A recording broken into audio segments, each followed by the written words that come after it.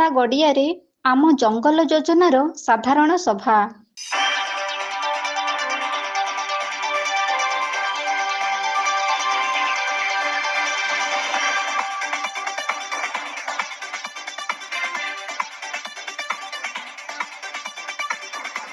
ବଣ ଜଙ୍ଗଲର ସବୁଜ ପରିବେଶ ନେଇ ସୃଷ୍ଟି ହୋଇଛି ବିରାଟକାୟ ପୃଥିବୀ। ଏହି ପୃଥିବୀରେ ପ୍ରକୃତି ଏମିତି ଭାବରେ ସଜାଇ ହୋଇ ରହିଛି ଯେ ଯାହାକି ଜୀବଜଗତ ସୃଷ୍ଟିର ଏକ ଉପହାର ସଦୃଶ। ବିଶେଷ କରି ଜଳ ଏବଂ ଜଙ୍ଗଲ ହିଁ ପୃଥିବୀର ଅଳଙ୍କାର ସଦୃଶ ହୋଇ ଶୋଭା ପାଉଥିଲେ ମଧ୍ୟ ତାହା ଯେ ଜୀବଜଗତ ପାଇଁ ବଞ୍ଚି ରହିବାର ଏକ ଅତି ଆବଶ୍ୟକ ତାହା ସମସ୍ତେ ଜାଣିଛନ୍ତି। କିନ୍ତୁ ପରିତାପର ବିଷୟ ଯେ ସାରା ଦୁନିଆରେ ଏବେ ଦେଖାଦେଇଛି ବଣ ଜଙ୍ଗଲର ବିଭୀଷିକା ଦୃଶ୍ୟ। ଧୀରେ ଧୀରେ ଜଙ୍ଗଲ ନଷ୍ଟ ହୋଇଯାଉଥିବା ବେଳେ ଆଧୁନିକ ସଭ୍ୟତାର ପରିବେଶ ମଧ୍ୟରେ ବଣ ଜଙ୍ଗଲକୁ ଅଣଦେଖା କରୁଛନ୍ତି ମଣିଷ ସମାଜ। ବିଜ୍ଞାନର ଅଗ୍ରଗତି ହେଉଥିବା ବେଳେ ହଜାର ହଜାର ଏକରର ଜଙ୍ଗଲ ଉଜୁଡ଼ି ଯାଉଛି।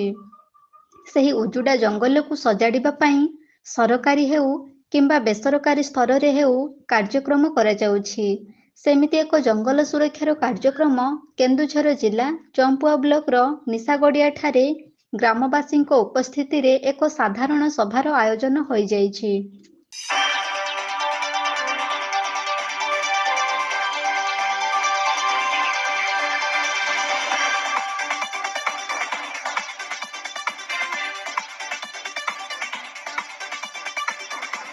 ଉଖୁଣ୍ଡା ବନ ବିଭାଗର ବନପାଳ ଶ୍ରୀଯୁକ୍ତ ପ୍ରଦୀପ କୁମାର ବାରିକ ଏବଂ ଆମ ଜଙ୍ଗଲ ଯୋଜନାର ଅଧିକାରୀ ଉଦୟନାଥ ଉପସ୍ଥିତ ରହି ସାଧାରଣ ସଭା କାର୍ଯ୍ୟକ୍ରମ କରିଥିଲେ। ନିଶାଗଡ଼ିଆ ଗ୍ରାମର ଦୀପକ କୁମାର ନାୟକଙ୍କ ସଭାପତିତ୍ୱରେ ଏହି ସାଧାରଣ ସଭା କରାଯାଇଥିବା ବେଳେ ଗ୍ରାମର ଅନେକ ଭଦ୍ରବ୍ୟକ୍ତିଙ୍କ ସହିତ ଭଦ୍ର ମହିଳା ସାଧାରଣ ସଭାରେ ଯୋଗ ଦେଇଥିଲେ। ଜଙ୍ଗଲକୁ ସୁରକ୍ଷା ଦେବା ଦାୟିତ୍ୱ ସମସ୍ତଙ୍କର ରହିଥିବା ବେଳେ କେମିତି ନୂତନ ଜଙ୍ଗଲ ସୃଷ୍ଟି କରିବା ଏବଂ ନିଆଁ ଲାଗି ଜଙ୍ଗଲ ପୋଡ଼ିରୁ କେମିତି ବଞ୍ଚିତ କରାଯିବ ସେ ବିଷୟରେ ବିଶେଷ ଭାବରେ ଆଲୋଚନା କରାଯାଇଥିଲା।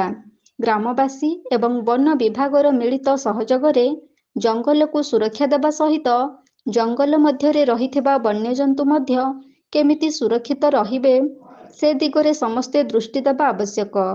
ଧୀରେ ଧୀରେ ଜଙ୍ଗଲ କମି ଯାଉଥିବା ବେଳେ ଉଜୁଡ଼ା ଜଙ୍ଗଲକୁ ପୁନରୁଦ୍ଧାର କରିବା ସହିତ ଖୋଲା ସ୍ଥାନରେ ବୃକ୍ଷରୋପଣ କରିବା ପାଇଁ ମଧ୍ୟ ସଭାରେ ପ୍ରସ୍ତାବ ଦିଆଯାଇଥିଲା।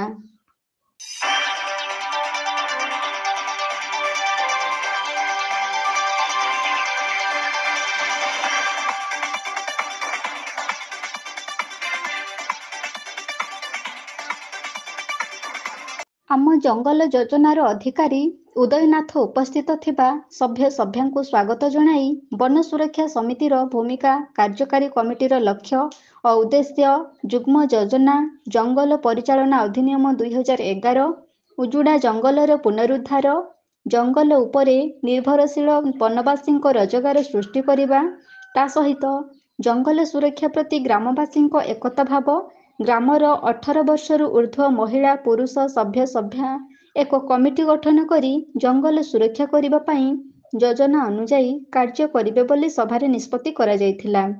ଏହି କାର୍ଯ୍ୟକାରୀ କମିଟିରେ ରିଟାୟାର୍ଡ ସରକାରୀ କର୍ମଚାରୀ, ସଭ୍ୟ ସଭ୍ୟା ଭାବରେ ଗ୍ରାମର ୱାର୍ଡ ମେମ୍ବର, ବନପାଳ, ବନରକ୍ଷୀ ରହି ଜଙ୍ଗଲ ସୁରକ୍ଷାରେ ସାମିଲ ହୋଇ ରହିବେ। ଖୁବ୍ ଉତ୍ସାହ ସହକାରେ ଆଜିର ଏହି ସାଧାରଣ ସଭା ଆୟୋଜନ ହୋଇଥିବା ବେଳେ ଜଙ୍ଗଲକୁ ସୁରକ୍ଷିତ ରଖିବା ପାଇଁ ସମସ୍ତେ ଚେଷ୍ଟା ଚଳାଇବେ ବୋଲି ଉପସ୍ଥିତ ସଭ୍ୟ ସଭ୍ୟାମାନେ ମତ ପ୍ରକାଶ କରିଥିଲେ।